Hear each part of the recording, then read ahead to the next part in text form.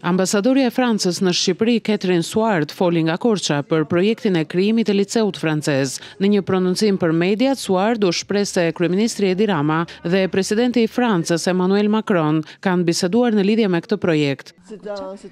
Rama dhe Macron kanë pasur bisedime në lidhje me projektin e krijimit të liceut francez. Ne shpresojmë që do të arrijmë këtë. Në qershor pritet të vijë një ekspert francez për të studiuar terrenin dhe situatat dhe me shpresë mund ta realizojmë diku nga shtatori vitit 2025. Sa i përket zhvillimeve politike në Shqipëri në lidhje me zgjedhjet e 2025-s, ambasadorja franceze nuk ka dashur të prononcohet. Ambasadorja Suard ka zgjedhur Korçën në ditën e frankofonisë, pasi Korça, sipas ambasadores, është frankofonia në Shqipëri. Jam e gëzuar që jam në Korçë dhe ju duhet ta kuptoni pse, sepse nuk do doja të isha diku tjetër përveç se në Korçë. Sot është dita e frankofonisë. Korça është frankofonia në Shqipëri.